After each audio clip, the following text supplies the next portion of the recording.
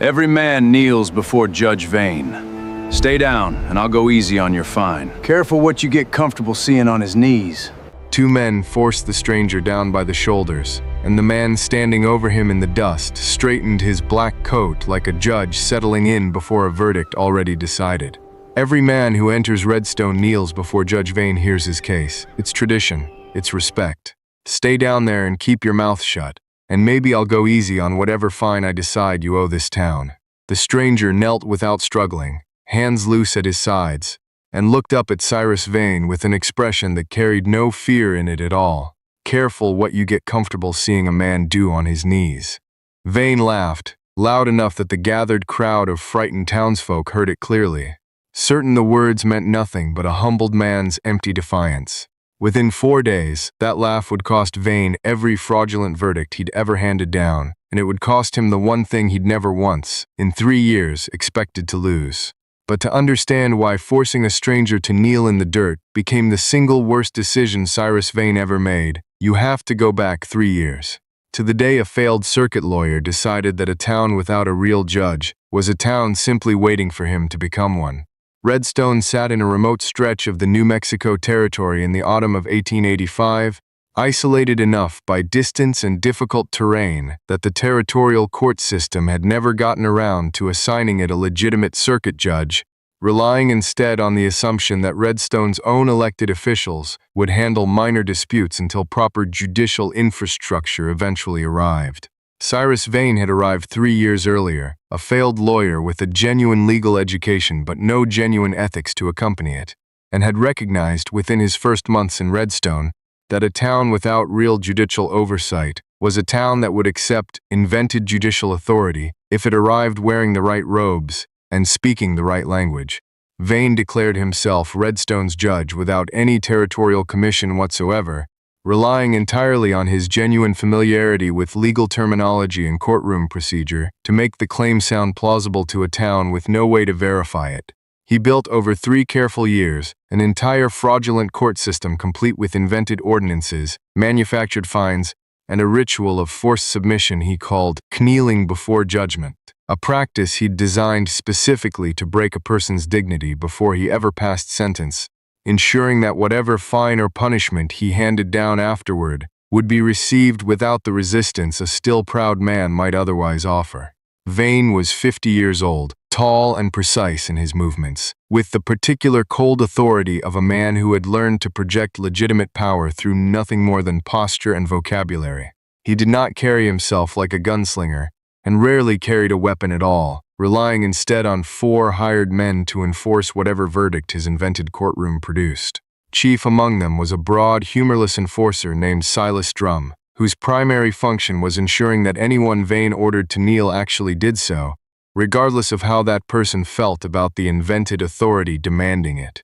5 weeks before the stranger arrived, Vane had made an example severe enough that Redstone still spoke of it only in careful whispers. A young rancher named Elias Thorpe, forced to kneel before Vane's invented court over a manufactured property dispute, had made the mistake of rising too quickly once his sentence was pronounced, a gesture Vane interpreted, publicly and dramatically, as contempt of his court. Silas Drum beat Thorpe severely enough that the young rancher spent 3 weeks unable to work his own land, and Vane fined him an additional sum for the disruption his beating had supposedly caused to the peace of Redstone's Main Street. That was the proof of threat that should have told any careful observer exactly what kind of invented tyranny Cyrus Vane had built beneath Redstone's ordinary frontier surface. Not simple corruption, but an entire fraudulent judicial system designed specifically to break the spirit of anyone forced to kneel before it. Redstone's actual elected officials, a mayor and 2 councilmen who had initially welcomed Vane's claimed legal expertise as a genuine improvement over the town's lack of formal law, had gradually realized, over 3 years, exactly how thoroughly Vane's invented authority had eclipsed their own, but found themselves too invested in his continued cooperation, and too afraid of Silas Drum's enforcement, to challenge him directly. The stranger rode into Redstone on a cold, overcast afternoon, 5 weeks after Elias Thorpe's beating, with nothing about him remarkable enough to draw more than a passing glance from the handful of wary townsfolk still going about their business under Vane's careful, invented jurisdiction. He rode a lean black gelding gone thin from a long stretch of trail, wore a plain weather-stained canvas duster, and kept a battered brown hat pulled low enough that the boarding house keeper who rented him a room that evening, a cautious widow named Mrs. Callahan, couldn't afterward have said with any real confidence what color his eyes were.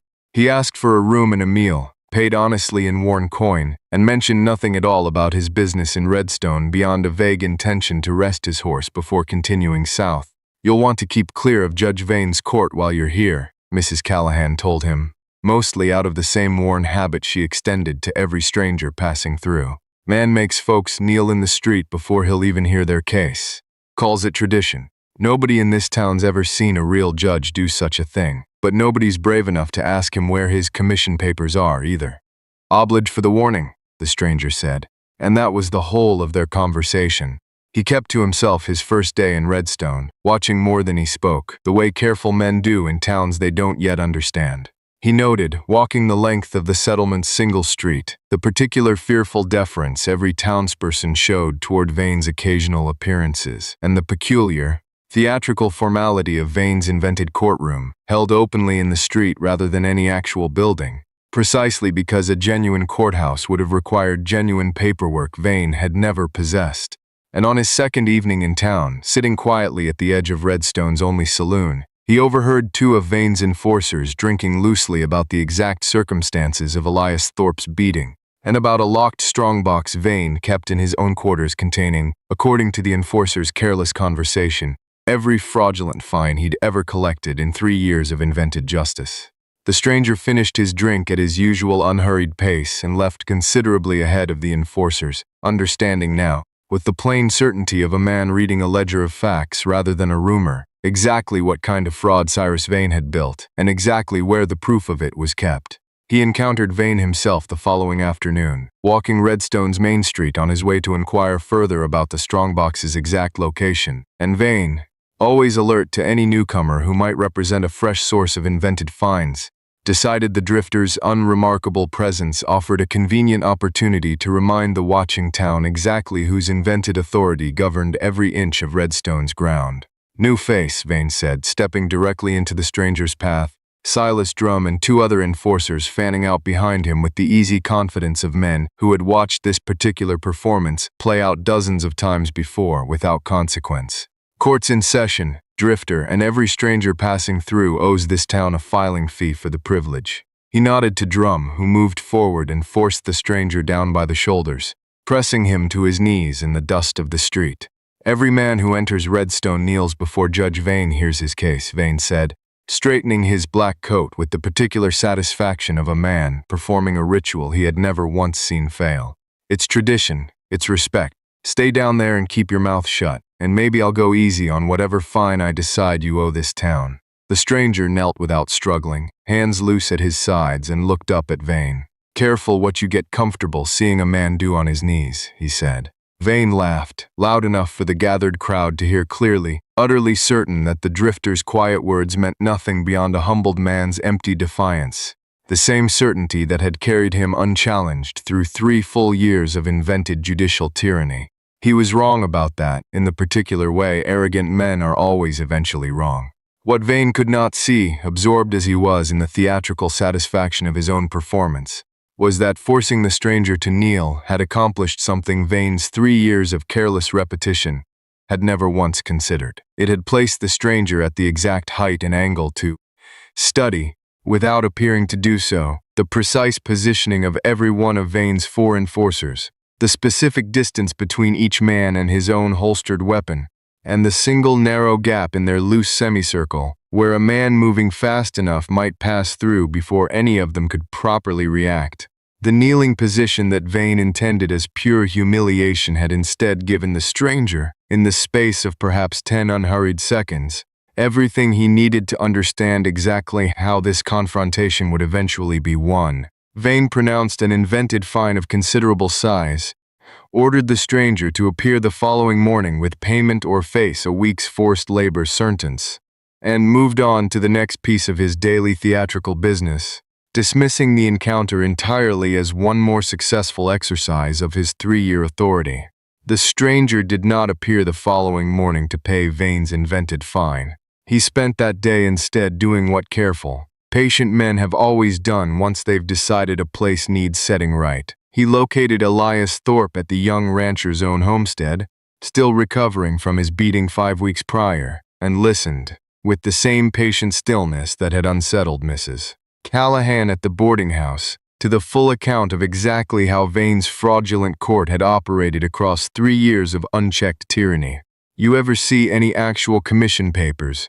Anything with the territorial seal on it?" the stranger asked. "Never," Thorpe said, his voice still carrying the particular rawness of a man whose body hadn't fully forgiven the beating it had absorbed. "Nobody has. Man talks like a lawyer, dresses like a judge, and this town's been too scared of Drum's fists to ever ask him to prove it." "He will prove it," the stranger said. It was the second full sentence he had spoken since arriving in Redstone, carrying the same flat, unhurried certainty that had already begun to feel, to Thorpe, like the first genuine hope his community had experienced in 3 years. "Or he'll prove the opposite, in front of everyone who's ever knelt for him." The stranger spent his 3rd day in Redstone locating.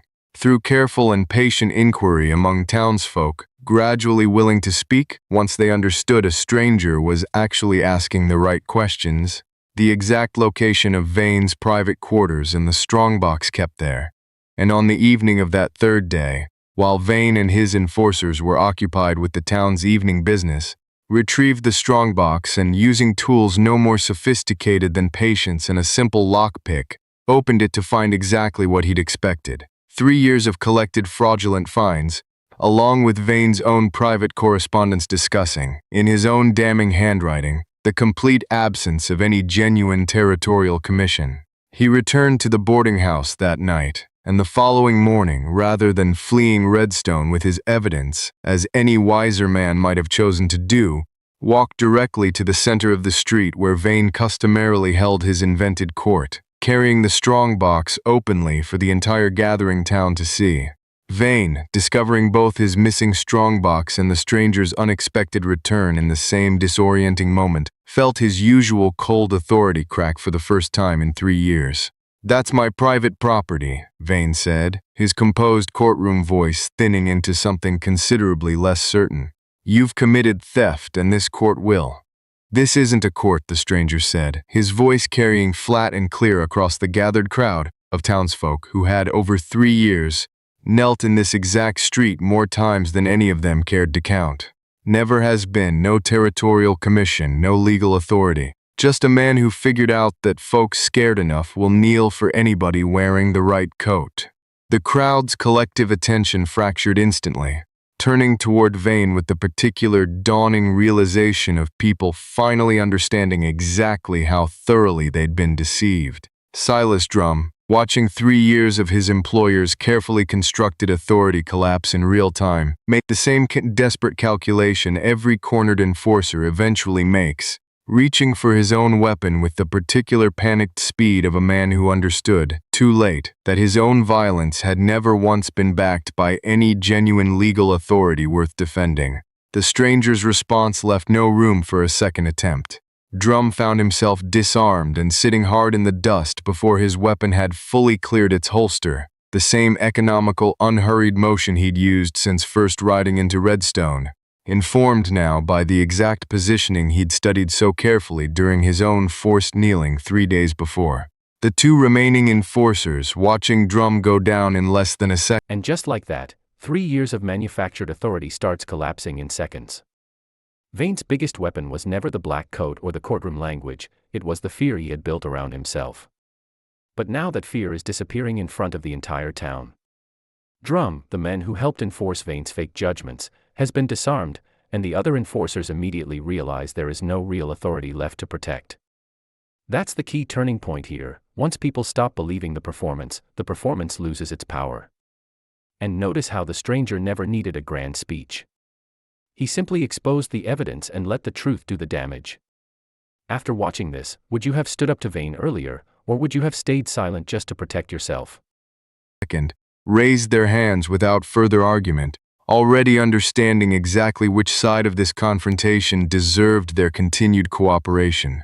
Cyrus Vane stood alone now in the center of his own invented courtroom, his black coat suddenly looking considerably less like judicial authority and considerably more like an ordinary man's costume, staring at the stranger's leveled Colt with the particular disbelief of a man who had spent 3 years believing his own performance had become indistinguishable from genuine power. "This town needs order," Vane said, his voice cracking with a desperation entirely foreign to his previous 3 years of manufactured control. "Who's going to give it that without me?" "Territorial marshal's already riding in," the stranger said. It was the fourth and final full sentence he spoke in Redstone, carrying the same flat, unhurried certainty he'd offered from his knees 3 days before. "Ryder left with your strongbox correspondence the same night I opened it. This town's going to get real law now. Something it should have had 3 years ago instead of a man who taught it to kneel." The territorial marshal arrived in Redstone the following afternoon, exactly as the stranger had arranged, carrying formal authority to investigate the fraudulent judicial operation the stranger's documentation had already substantiated beyond any reasonable dispute. The investigation that followed confirmed 3 full years of manufactured fines, invented ordinances, and systematic intimidation, implicating Cyrus Vane in a pattern of fraud that had touched, in one form or another, nearly every family who'd ever knelt in Redstone's dusty Main Street. Vane stood trial that winter, his invented judicial empire dissolving entirely under the weight of evidence a single stranger's 3 patient days had finally brought before legitimate authority. Elias Thorpe recovered every fraudulent fine he'd been forced to pay, and the town's actual elected officials, freed at last from 3 years of Vane's overshadowing authority, began the slow work of establishing the genuine judicial infrastructure Redstone should have received from the territorial government in the first place. The stranger did not stay to see any of it fully resolved. By the time the marshal's formal investigation was underway, he had already ridden out at first light on his black gelding, the same unhurried pace he'd arrived with, the memory of kneeling in Redstone's dust already fading into just one more encounter among a great many others. "Will this town ever trust a judge again?" a young townsperson asked Mrs. Callahan, watching the marshal's formal proceedings from the boarding house window. Mrs. Callahan considered the question a long while, the particular weight of a woman who had just watched 3 years of invented tyranny finally answered by something more patient than anger. "This town's going to get a real judge now," she said. "One who never once needed to make an honest man kneel to prove he had the right to judge him." Nobody in Redstone ever learned the stranger's name. Nobody could agree, in the years that followed, on which direction the black gelding had carried him once his business there was finished, or whether the stories that trickled in afterward from other remote frontier settlements. A self-appointed magistrate in Arizona whose fraudulent authority collapsed overnight under a territorial investigation. A fake circuit judge in Nevada who simply vanished along with every invented fine his 3 years of tyranny had collected, belonged to the same quiet, patient man at all, or to the growing legend that had already outrun him entirely. But in Redstone, at least they knew one thing for certain, and told it to every family that settled there afterward. Once the town finally received the genuine judicial authority it had waited 3 years for, the way other frontier settlements told stories around a fire at dusk. That once, a man forced to his knees in the middle of a crowded street had used that exact position to study every weakness in the men standing over him, and had made sure within 4 patient days that the man who'd forced him down there learned precisely how fatal a mistake it was to mistake a kneeling man for a defeated one. Do you think the stranger understood, the moment his knees hit the dirt, exactly how he'd use that position? Or did the plan take shape only once he'd finished studying the men around him? Let us know your theory in the comments below. If this story of patience found even on bent knee gripped you the way it gripped us, smash that like button. Share it with someone who believes real authority is never. In the end, Cyrus Vane's entire judicial empire was nothing more than a carefully maintained illusion. For 3 years, he used legal language, intimidation, forced submission, and hired enforcers to convince Redstone that he possessed authority he never legally had. The stranger didn't defeat him by simply overpowering him, he exposed the evidence, revealed the missing commission, recovered the fraudulent records, and gave legitimate authorities what they needed to dismantle the operation. Elias Thorpe recovered the money taken from him, the town was finally able to establish genuine judicial oversight, and Vane's manufactured court disappeared under real investigation. The most powerful lesson is simple: authority isn't created by a robe, a title, or fear. T's earned through legitimate law and accountability. And perhaps that's why the stranger's warning mattered so much. Being on your knees doesn't mean you've been defeated. If you enjoyed this courtroom-style breakdown, hit that like button, share this story with someone who loves dramatic justice, and subscribe with the bell on for more unforgettable stories. Something a man forces another to kneel for. And subscribe with the bell on so you never miss the next true telling of the nameless gunman's legend.